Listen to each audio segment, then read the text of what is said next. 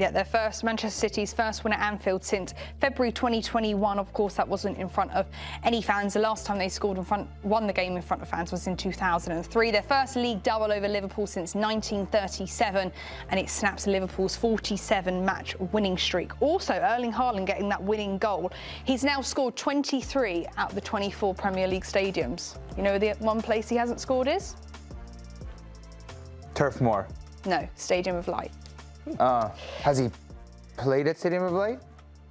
No. Not yet. Not yet. Sunderland Well, he could hosted do. City? He could. Coming up soon, right? He could get 24 out of 24. Wow. Well, let's. We can find a stat for anything, scored can't we? in 23 out of the 23 he's played in. He just hasn't played in. he just needs to play. He just needs to play at Stadium of Pretty Light. epic. Yeah. I threw a Turf Moor, like, just... Oh, they played, They played January They 1st. played. 23 out of 23. I thought it would have been like a Terrible. bad team that you'd expect him to score on, and he didn't score. Yeah. But Well, anyway, let's shift gears to Liverpool, though, because they're currently sat in 5th place, 4 points off 5th place, sorry. They've spent $610 million, Troy, in the sum of the most any Premier League team has ever spent. But it doesn't seem to be working out for them. Why is that?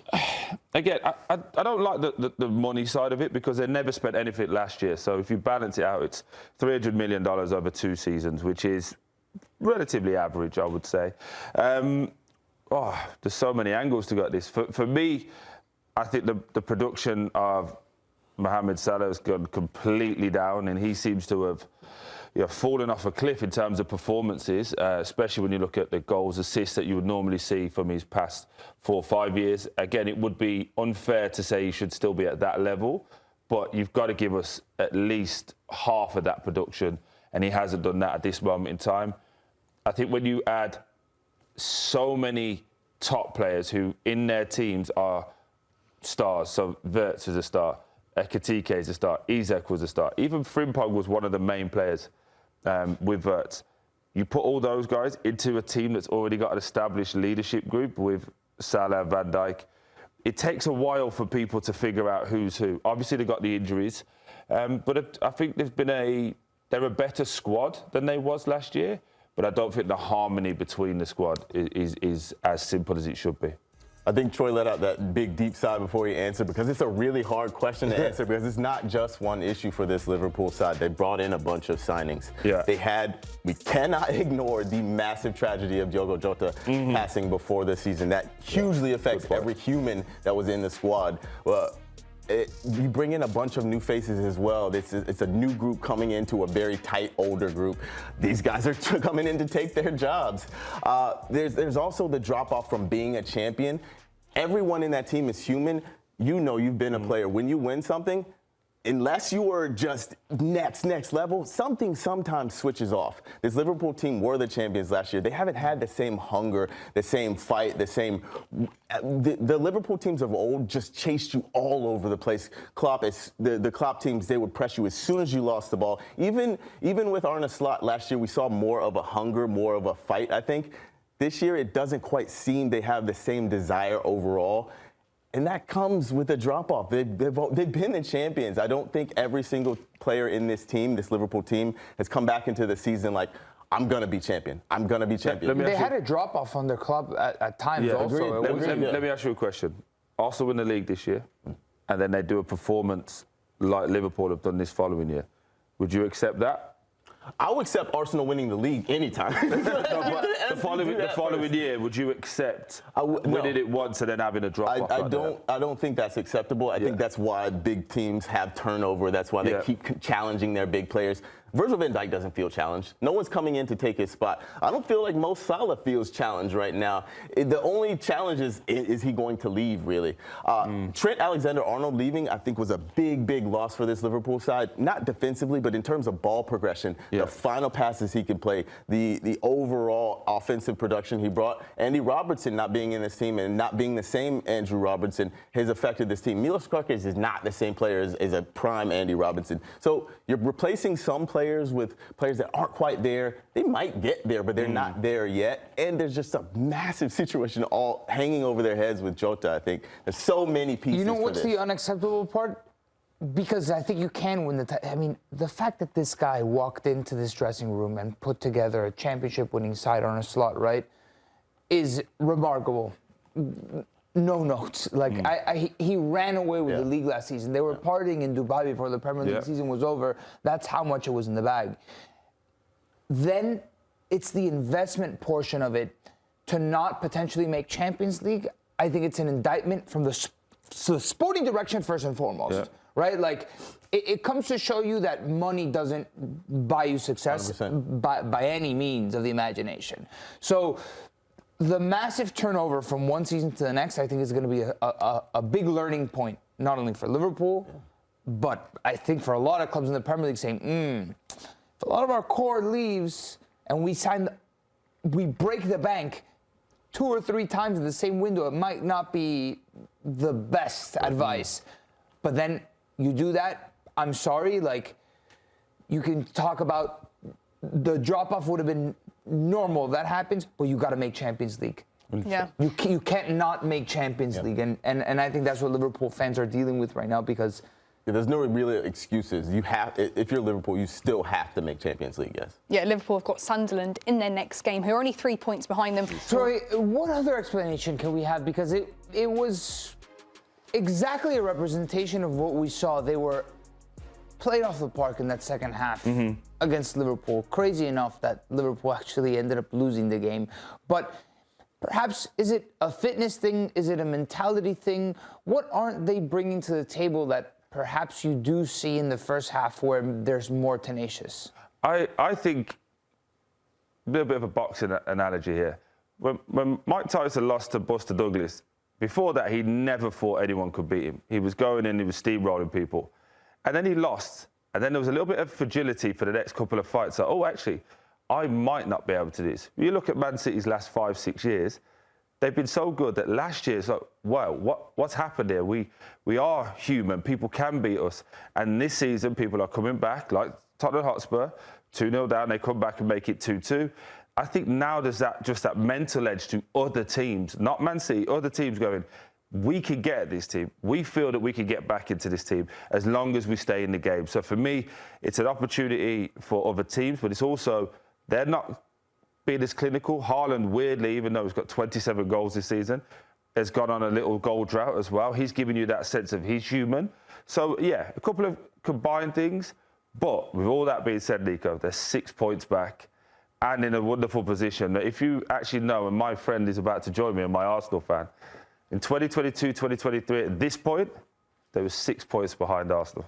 They went on to win the league. How does that make you feel? A little nervous, if you can be honest. I've been nervous for 20 plus years, but that doesn't really change anything. But yes, I don't like that stat at all. Well, yesterday we done a live reaction to the game. We put a poll out. Are City's title chances still alive? Are they still in the title race? 77% voted yes, the race is far from over. 23% put no, Arsenal have this locked up. So quickly, before we talk about this, why don't we take a listen to what Pep Guardiola had to say? Because I have a feeling he's going to be in that 77%. Take a listen. Of course, we'll be disappointed. Of course, all the questions we say that it's over, never over. Of course, 6 points is still better than 9, but it still is a lot, considering Arsenal, how strong they are in all departments. But yeah, it's better to have. I said the same, 13 games is a lot in the Premier League. FA Cup is coming, the final of the Carabao Cup, the Champions League is here. So many games, injuries and many things. So every team play for something, for Champions League qualification, Europa League conference, not being relegated. Every game, the last 10 games from my experience is not a drama, but it's so difficult. Bernardo on TV said that the players felt that if they lost here, they couldn't win the title. Did you have that feeling as manager as well? They didn't tell me that. I'm more optimistic maybe than them. I know 9 points watching Arsenal. That is difficult to think. Are going to lose more than 4 games? Apparently, no, right? But football, you never know. Pep just said there a lot can happen in 13 games. Man City are still able to catch Arsenal. Do you agree with that? Still able. Title race is still on. Yes. But if Arsenal loses the title to this Manchester City, it'll be embarrassing. 100%. Because this city is not good. It doesn't have all the characteristics of those cities that have won the Premier League before. Tenacious, ruthless, will pick teams apart, will go after teams.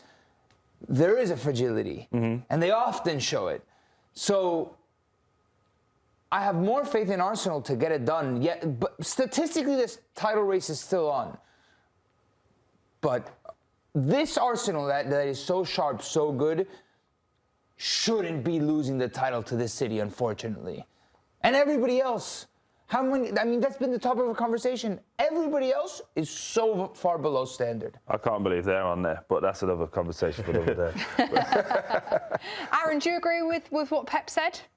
100%. Yeah, the title race is not over. This Manchester City team has won the title multiple times before. They have many winners in this team. Arsenal, even though they have been the best team all season, there's still a little bit of mental fragility because they haven't gotten it over the line. So you're going to have fans like me who are nervous, especially in the stands. They're going to be nervous. If they go to Brentford and go down, the fans will be really, really nervous. But you see what you're saying? I think that's a fans thing. I don't think that helps the team. I agree. It does not help the team, but the team have to be strong enough to push through this. If you're going to be a champion, you have to block out all the outside noise. There is 20-plus years of nervous energy for Arsenal supporters. That's what's on the outside. What's on the inside is a core group that has to win. That's all that matters. They believe as well. Yeah. I think we've had Saliba, we've had Declan Rice, and they're talking about it from a point of view of not just winning one.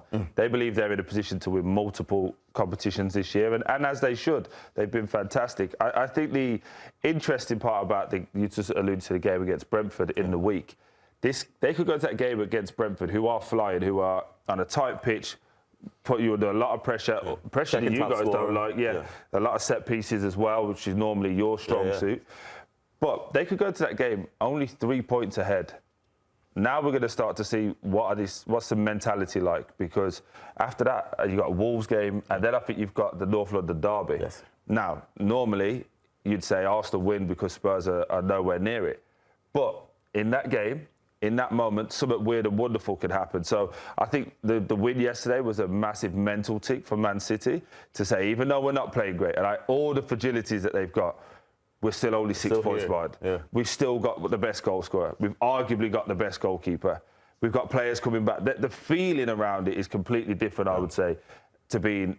instead of being the ones who are leading the pack as opposed to being the chasers. 100%, yeah. Do you think Pep would be saying that and we'd have 77% voting yes if there was no Semenyo and no Gueye? I think the answer would have been different in the 80th minute yesterday, right? Even with Gueye and Semenyo. Gueye does elevate this team a little bit more, and now that, I mean, when Ruben Dias walked on and you saw Ruben Dias next to Gueye, you went, oh, that's a proper centre-back pair. Yeah. Right? That's... There's just a level of calm, wasn't there, that just came about. Serenity and everything that these two guys give you. Gueye was awesome, and Semenyo has proved that he's able to compete and be at this level. So, just to a lot of people, that wouldn't seem like a great deal. But the good thing with Mark is he never really dives in. No. I think he got a little bit lucky here, if I'm being totally honest with you. He thinks he got lucky as well. Yeah, but in general, when he's 1v1, he doesn't dive in. He makes the attacker beat him. Young Kusadov on the opposite side is very talented in terms of ability. He's always diving in. So that's where I think as soon as you get Ruben Dias, the talk of John Stones being back next week as well, once you now have those three, I think Pep's can go, oh, there's some calm now. And I also think that helps Rodri as well, because he's coming back from injury. Yeah. He knows, okay. He also didn't look sharp though, right? He hasn't looked sharp, but Nico O'Reilly next to him gives him the legs. You can put Reinders in there next to him as well. But I just think mentally for Man City now, when you start getting the main centre-back pairings back, you go, oh, we can relax because everyone knows their jobs. To Arsenal's point, they've got a wonderful goalie, great back four, and their midfield has been more or less uninjured, right? The three, you'd say, for the course of the season. The attackers haven't been great, but they know no matter what, it's very hard for you to score past us, so we're going to get chances. And I think that's starting to come with this City team. What do Man City now need to do in these last 13 games? Be perfect. Be perfect. No, I think they just need to continue to put the pressure on. Midweeks like this is key for them. When you play first, you want to be in a position to put all the pressure onto Arsenal. Just think let's say they beat Fulham comfortably 3-0. and Arsenal did this with Leeds. They won very comfortably, put so much pressure on this game for Man City. But now, 3 points. All the media narrative around it is, are Arsenal going to stumble? Brentford are good. They're not expected to get anything, but it's an expectation that Arsenal win 4-0. Even if it's 1-0 with 5 minutes left, there's a nervous energy that builds to your point. Yeah. So I just think all City can do is keep applying the pressure, keep getting people back, keep it as close as they can, and I'm not just saying this because we have it, until the Carabao Cup. If they win the Carabao Cup final, Nico, mentally, I don't care what anyone says, that will affect the Arsenal players. It absolutely will. And by the way, it works the other way. Yeah. If Arsenal win and Man City lose, then it works in Arsenal's favour as well. And consider Champions League coming up. Whenever a team gets eliminated or not, it's like psychologically, what path do they go down after they're out of such a big competition and narratives are starting to shape? It feels like the media and expectations have built Arsenal to where they are now. It's not like they conjured it out of nothing. I think deservedly so. Arsenal are at the top of their pedestal. But there's just this like bubbling feeling that they're waiting for the next moment to bring them down. And so what if City wins the game against Fulham and Arsenal has 3 points? The dressing room knows, all right, we'll take care of business. It's not pretty, but they take care of business. They don't care. If it's ugly, I think the more ugly it is, the more the players love it. Thanks for watching this video from Morning Footy. For all news and insights regarding leagues around the world like EFL, Serie A, and all UEFA competitions, both men's and women's, don't forget to sign up for Paramount Plus.